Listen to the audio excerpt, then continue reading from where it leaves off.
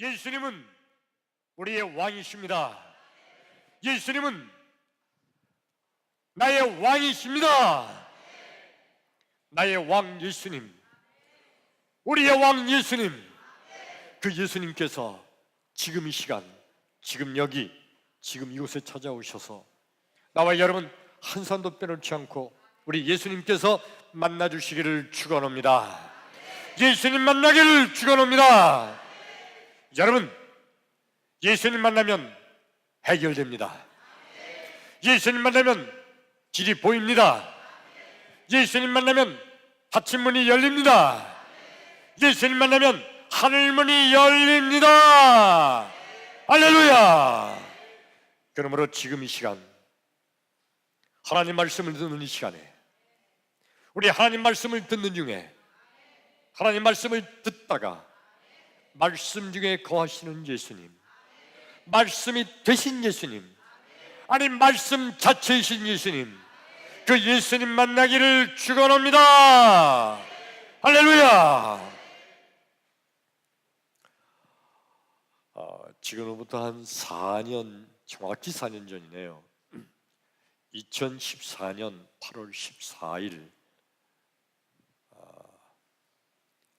천주교 로마 교황청에 프란치스코 교황이 우리 한국을 방문했었죠. 그때 아주 우리나라 신문과 TV에서 온 나라 언론이 엄청나게 취재 경쟁을 벌였고요. 여러 가지 많은 이벤트와 그리고 교황의 일거수일투족을 다 이렇게 보도하면서 그러면서 해설도 하고 막 그런 일들이 있었습니다. 광화문 그 사거리에 광장에 엄청나게 많은 천주교인들이 모여서 있는 그 자리에 교황이 미사를 집례를 했고요. 그리고 교황은, 이 프란치스코 교황은 특별히 가난한 사람, 병든 자들, 그들에게 특별한 메시지를 전파하기 위함이라고 하면서 저 음성에 있는 꽃동네를 방문하기도 했고요.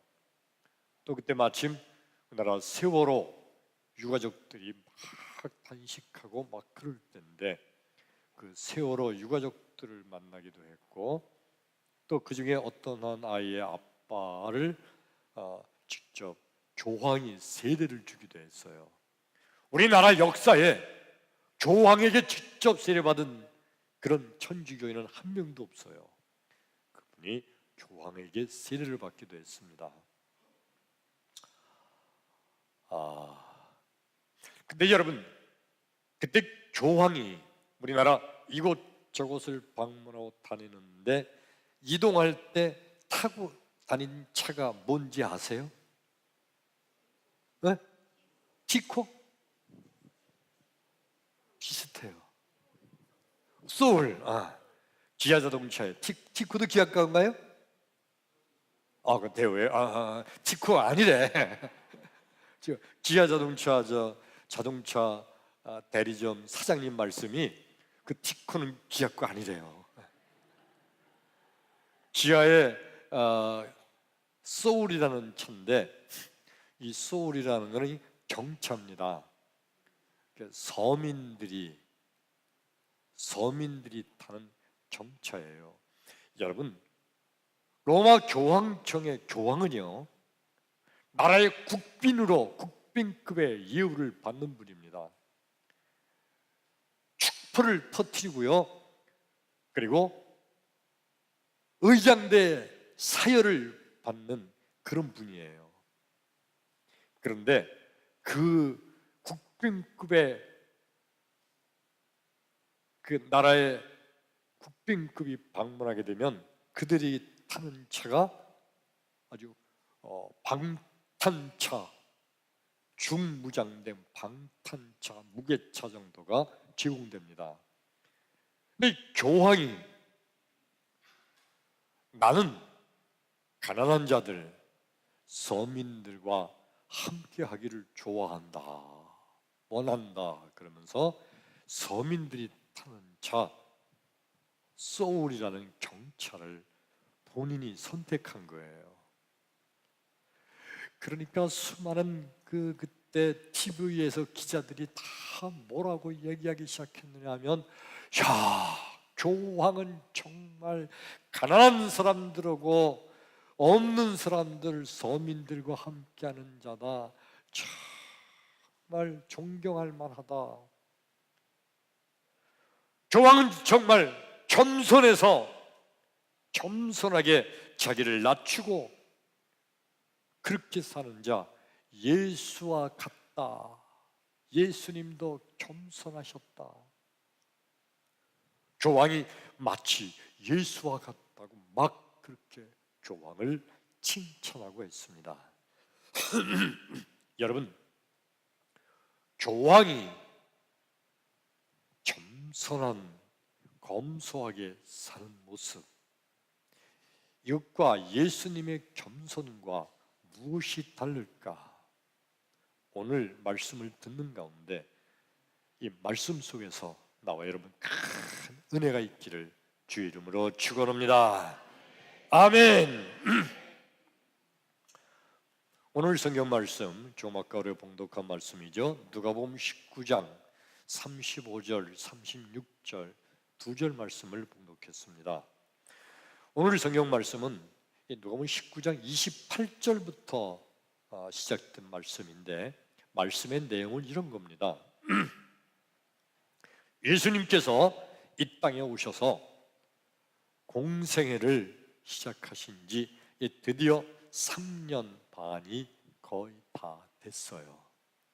그래, 마지막으로 예수님께서 이제 예루살렘 성에 입성하셔서 마지막으로 하나님의 귀한 사역, 십자가에 못 박혀 죽으시기 위해서 이제 예루살렘에 입성하시는 장면이에요. 그래, 제자들과 함께 다 이제 예루살렘을 향해서 가십니다. 그리고 이제 예루살렘 가까이 오면서 28절에 보면 베다니와 벳바게라는 동네 근처에 이르렀어요. 근데 그때 예수님께서 제자들에게 무슨 말씀을 하시냐면, 얘들아, 예 선생님, 그러면 저쪽 베다니 맞은편 마을을 가리키면서 저 맞은편 동네에 가면 거기에 나귀 새끼 한 마리가 있을 거다. 그 나귀 새끼 한 마리를 끌고 와라 라고 시키는 거예요. 그 제자들이 막 가보니까 정말 그 동네에 나귀 새끼 한 마리가 거기 있는 거예요. 그러니까 끌고 왔습니다. 그들이 예수님께서 그 나귀 새끼를 타시면서 그것 타시고 예루살렘 성에 입성하시는 겁니다. 좌우 길가에 수많은 이스라엘 백성들이, 예루살렘 주민들이 전부 나와서 다 엄청난 구름대 같이 모여 있는데, 거기에 예수님께서 나귀 새끼를 타고 그 예루살렘에 입성하기 시작하는 거예요. 여러분, 나귀는요 사람이 타기도 하지만 본래 나귀는 이거는 짐을 실어 나르는 그런 짐승이에요. 짐 실기 위한 거지 사람의 타기에는 적당치가 못해요. 나귀는 말보다 아주 작죠. 말은 크지만 나귀는 작아요. 나귀 중에서도 예수님이 타신 나귀는 나귀 새끼예요. 더 작아요. 아마도 예수님이 그 나귀 새끼를 타셨을 때 어쩌면 예수님의 발이, 양발이 땅에 달락말락 걸지도 몰라요. 상상을 해보세요, 여러분. 예수님이 그 작은 나귀 새끼를 타시고 가시는데 쫄래쫄래 가는 나귀 새끼, 그리고 양발이 땅에 닿듯 말듯 하면서 이렇게 가는 그 모습이, 그게 우스꽝스럽기도 하고 그게 그렇게 썩 보기가 좋은 모습은 아닌 거예요. 도대체 예수님께서 왜 하필이면 예루살렘 성에 입성하시는데 수많은 백성들이 나와서 보고 있는데 나귀, 그것도 새끼를, 그거를 타고 찔레찔레 그렇게 입성하실까? 예수님은 만왕의 왕이시니까, 예수님은 백마를 탄 왕자처럼 멋있는 백마, 그런 말을 구해다가 그 말을 턱 터시고 떠덕 떠덕 떠덕 아주 개선 장군처럼 예루살렘 성에 입성하시면 수많은 백성들이 다 예수님을 보고 엄청나게 환호하고 박수치고 호산나 호산나, 지금으로 말하면 만세 만세하고 예수님을 막 환영하고 얼마나 멋있을까요? 근데 나귀 새끼를 타고서 아주 그냥 우스꽝스러운 모습으로 쫄래쫄래 들어가는 그 모습이 얼마나 볼품이 없었을까? 왜 예수님은 백마를 타지 않으시고 나귀, 그것도 나귀 새끼를 타셨을까?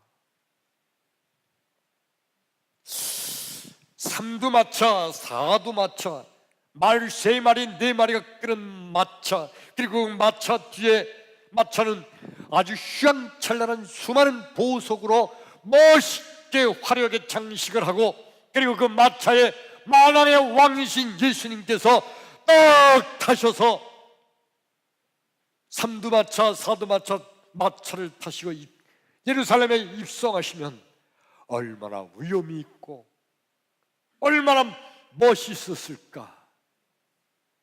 근데 왜 예수님은 짐을 실어 나르는 나귀, 또 새끼 나귀를 타고 입성하셨을까? 볼품없는 그 모습으로. 예수님이 돈이 없으셔서 말을 살 수가 없었고, 예수님이 가난하셔서 황금마차를 준비할 수 없으셨기 때문에 그래서 예수님이 할 수 없이 가장 돈이 덜 드는 나귀 새끼를 타신 것일까? 도대체 예수님은 왜 나귀 새끼를 타시고 그렇게 볼품없는 모습으로 예루살렘에 입장하신 것일까요?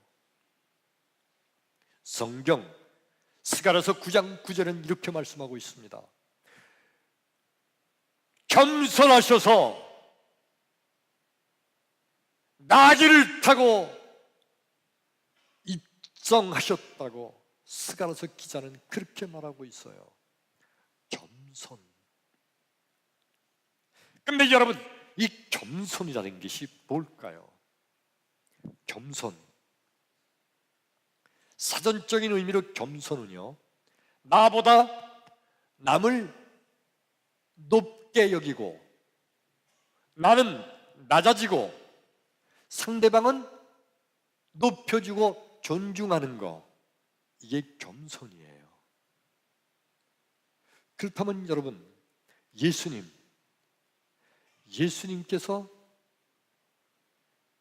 인간들을 높여주시고 예수님은 인간들 밑에 낮아지실 필요가 있으신가요? 예수님은 하나님이십니다. 아멘. 예수님은 하나님, 창조주 하나님이세요. 인간들을 만드신 하나님이신데, 인간들을 만드신 하나님이 인간들 밑에 들어가시고 인간들을 높여주실 필요가 있으신가요? 겸손이라는 것은 인간들끼리는 겸손해야 돼요. 나와 여러분 겸손해지기를 축원합니다. 인간들끼리는 겸손해야 돼요. 인간들끼리는 나는 낮아지고 남을 높여주는 이런 겸손함이 마땅히 우리 그리스도인에게는 있어야 돼요. 그러나 예수님이 인간들을 높여주시고 예수님이 인간들 밑으로 낮아지실 필요는 그런 겸손은 아닌 겁니다. 그러면 예수님의 겸손은 뭘까요? 예수님의 겸손은 지지 않아도 되는 죄의 짐을 대신 지시고 가시는 것이 이게 예수님의 겸손인 줄로 믿습니다. 그러므로 여러분, 나귀를 타신 예수님은요, 나귀는 짐을 실어 나르는 데 쓰이는 짐승이에요. 예루살렘에 입성하시면서 나귀를 타신 예수님은 너희들 겸손해라, 나처럼 너희들 겸손하게 살아라, 나처럼 이렇게 낮아지는 나귀를 타라, 그런 말씀이 아니라 예수님께서 나귀를 타신 것은 예루살렘 성의 수많은 백성들이 보는 가운데 예수님께서는 내가 너희들의 죄의 짐을 대신 지고 내가 십자가에 죽을 거다, 이거를 예수님께서 미리미리 백성들에게 예표하는 사건인 줄로 믿습니다. 그런데 이 성경을 잘못 읽어가지고 예수님은 겸손하라고, 예수님은 겸손하게 나귀를 타셨다, 그러니까 우리도 겸손하게 살아야 됩니다, 겸손하게 사세요, 겸손하세요, 이렇게 이 성경을 잘못 가르치고 잘못 읽었단 말이에요. 겸손해야 됩니다. 마땅히 구원받은 믿음의 사람들은 겸손하게 살아야 돼요. 그러나 오늘 성경 말씀은 예수님께서 내가 이렇게 겸손하니까 너희들도 겸손하라고 겸손의 모범을 보이신 게 아니라 내가 하나님의 아들, 하나님의 하나님으로서 나는 죄가 없는데도, 죄의 짐을 질 필요가 없는데도 너희들의 짐을 대신 내가 진다, 나귀가 짐을 지는 것처럼 내가 이 나귀를 타고 가는 것은 너희들의 짐을 내가 대신 지고 가겠다는 주님의 놀라운 사역의 예표인 줄로 믿습니다. 그런데 사람들은 이 성경을 볼 때마다 겸손하라고 주님은 우리에게 모범을 보이셨다, 그러니까 우리 겸손하게 살아야 됩니다, 겸손하세요. 예수님도 겸손하게 살으셨잖아요. 예수님도 나귀를 타셨잖아요. 예수님도 100마리를 타실 수 있는데도 나귀를 타셨잖아요. 겸손합시다. 여러분, 이거 아세요? 공자도 겸손을 가르쳤어요. 석가모니도 겸손을 가르쳤어요. 소크라테스도 겸손을 가르쳤어요. 세상의 모든 종교, 아니 종교가 아니어도 모든 위대한 사람들은 다 겸손을 가르쳤습니다. 만일 예수님이 겸손을 가르치는 것에 끝난다면 예수님은 그냥 이 세상에 공자나 석가모니나 소크라테스나 맹자나 이런 세계 위대한 어떤 훌륭한 인물에 불과한 거예요. 아니에요, 여러분. 세상에 다른 공자나 소크라테스 4대 성인 중에 하나라고 세상 사람들은 예수님을 그렇게 분류하지만 믿음의 사람인 나와 여러분, 우리는 예수님께서 세대 4의 성인 중에 하나가 아니라 예수님은 인간의 죄를 대신 지시고 십자가에서 죽으신 하나님의 아들이신 줄로 믿습니다. 크게 아멘. 아멘. 그러므로 여러분, 마태복음 11장 28절에 예수님은 이렇게 말씀하시잖아요.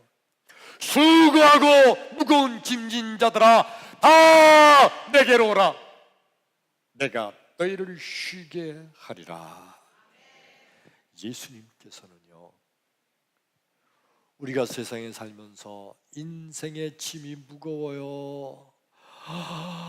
아유, 세상 살기가 왜 이렇게 힘이 든지요.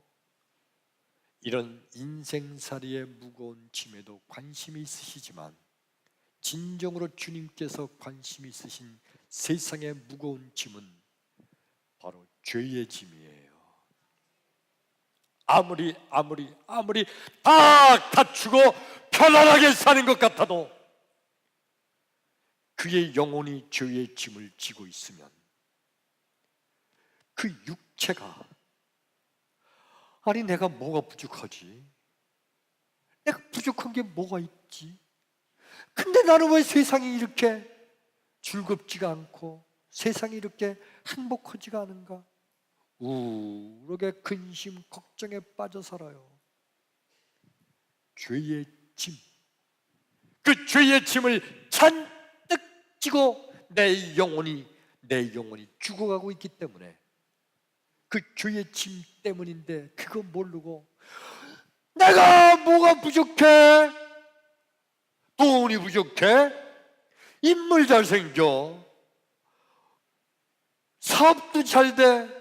자식도 다 잘 되고 있는데 내가 왜 이렇게 괴롭지? 세상이, 인생이 왜 이렇게 불행한가? 잘 사는 사람들이 자살을 해요. 죄의 짐에 짓눌려서. 그런데 예수님께서는 우리 수많은 인간들의 죄의 짐을 대신 지시고 가신 줄로 믿습니다. 바로 이 예수님은 하나님 그 자체인 줄로 믿습니다. 바리새인들과 서기관들은요, 난 죄가 없는데 내가 무슨 죄를 졌다고 그래? 죄는 저놈들이 졌지. 저놈들 모르죠. 하나님 믿지 않는 저놈들, 이방인들, 저놈들이 죄를 졌지. 나는 죄 안 졌어. 나는 죄가 없어. 근데 뭐 내 죄를 대신 지고 예수가 내 죄를 대신 지고 간다고? 말도 안 된다. 그러면서 예수님을 비웃고 조롱합니다. 요한복음 1장 29절에 이런 말씀이 기록되어 있습니다. 이튿날 요한이 예수께서 자기에게 나오심을 보고 이르되, 보라! 세상 죄를 지고 가는 하나님의 어린 양이로다. 아멘. 세례 요한이 어느 날 아침에 이렇게 서 있는데 저쪽에서 예수님께서 이쪽으로 가까이 오고 계세요.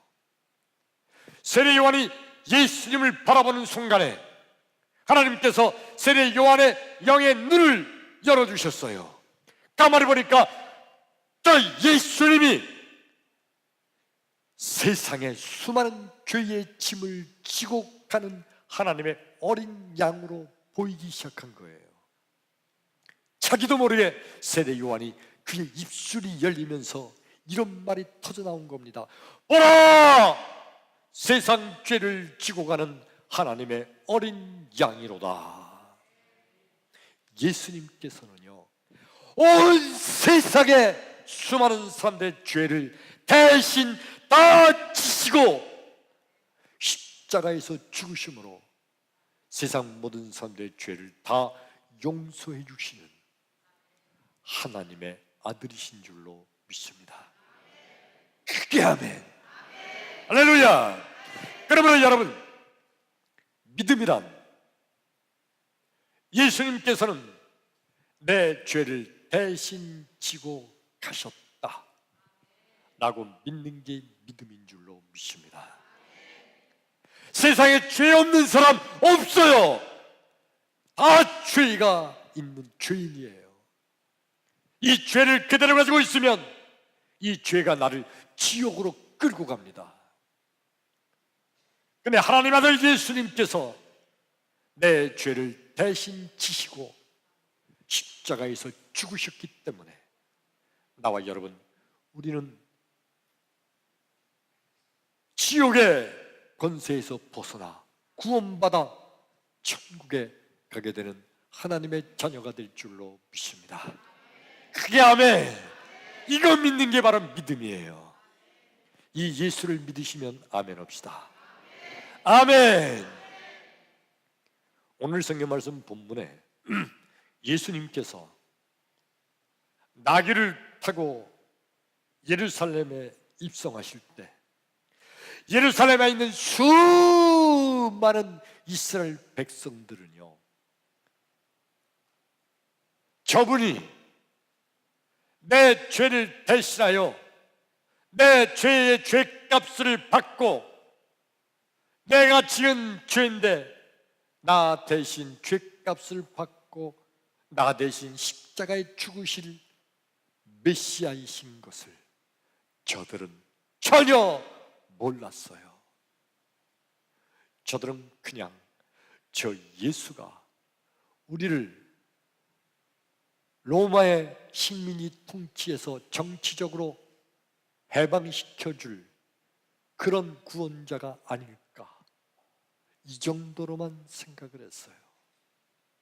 아니면 저 예수가 내 병을 고쳐주고 저 예수가 우리를 좀 가난에서 벗어나서 좀 잘 먹고 잘 살게 해주지 않을까, 육적인 축복 정도로만 생각을 했어요. 그런데 예수님께서는 아니다! 나귀를 타고 가시면서 나는 이렇게 너희들의 죄를 대신 지고 갈 거다, 이거를 말씀해 주신 거예요.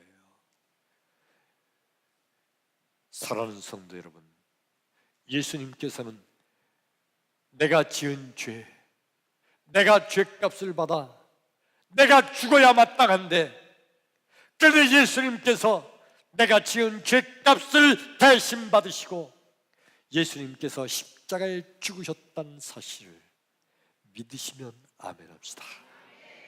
할렐루야. 여러분,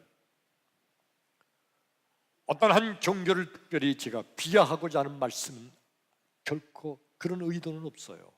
그런데 로마 천주교 교황 프란치스코 교황이 한국을 방문했을 때 겸손하게 소울차를 타겠노라고 겸손을 나는 한국 국민들에게 말하고 싶다고, 그래서 많은 기자들이 겸손한 교황, 겸손하신 예수와 같다, 그렇게 평가한 것이 어디에 근거한 거냐면, 예수님께서 백마를 타고 예루살렘에 입성하신 것이 아니라 예수님은 볼품없는 나귀 새끼를 타고 입성을 하셨다. 예수님은 이렇게 겸손하셨다. 그거를 연상하면서, 그래서 로마 교황청의 프란치스코 교황도 예수님처럼 이렇게 겸손하게 경차, 소울차를 타신 거다. 다 좋은 얘기예요, 여러분. 거듭 말씀드리지만은 우리 믿음의 사람은 겸손해야 될 줄로 믿습니다. 그런데 나귀를 타신 예수님을 별거 아닌 겸손, 여기에다만 해석을 해버리면 예수님은 세계 4대 성인과 다를 바가 없는 별거 아닌 존재예요. 석가모니와 뭐가 달라요? 공자, 맹자와 뭐가 달라요? 다 같은 것에 불과하잖아요. 아니에요. 예수님께서는요, 세상 죄를 대신 지시고 십자가에서 죽으신, 그러면 나의 모든 죄를 용서하신 하나님 그 자체인 줄로 믿습니다.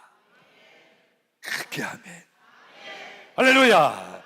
그러면 여러분, 믿음이란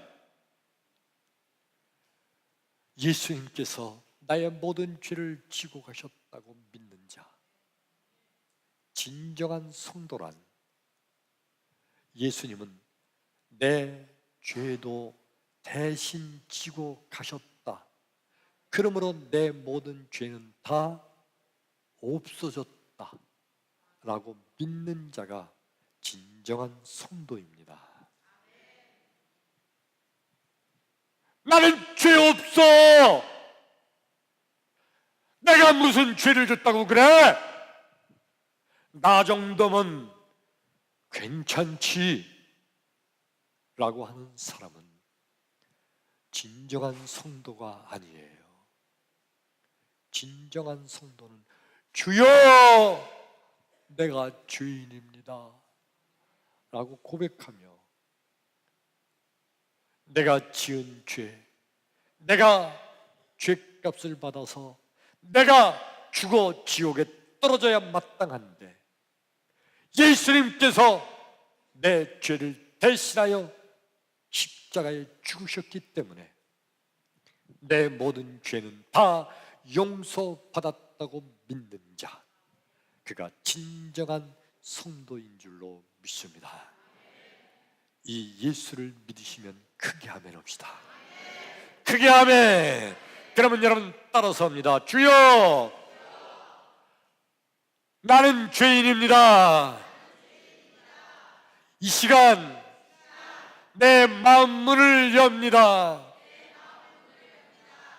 내 마음속에 들어와 주옵소서. 나의 모든 죄를 용서하시고 하나님 자녀 삼아 주옵소서. 예수님 이름으로 기도하옵나이다. 아멘. 아멘. 아멘. 여러분, 이 시간 진실한 마음으로 이 기도를 따라 하시는 분들은 한 사람도 빼놓지 않고 우리 예수님께서 우리의 죄를 대신 지시고 십자가에 죽으심으로 우리의 모든 죄가 다 용서받는 구원받은 하나님의 자녀가 된 줄로 믿습니다. 할렐루야. 지금 건축되고 있는 평택제일교회 1만 명 교회, 전 기도의 제목이 있습니다. 그리고 저는 꿈을 꿉니다. 기도합니다. 우리 1만 명 교회, 평택제일교회 1만 명 교회는 평택 도성에 있는 수많은 영혼들, 저 영혼들의 죄 짐을 대신 지고 가는 예수님의 몸과 같은 성전이 될 줄로 믿습니다. 그래서 우리 1만 명 교회는 수많은 평택시의 수많은 영혼들, 그 영혼들의 죄 짐을 다 대신 지고 가는 예수님의 몸과 같은 성전이 되어서 수많은 영혼들을 구원하는, 주님이 기뻐하는 하나님의 거룩한 성전 되기를 축원합니다. 할렐루야. 기도합니다.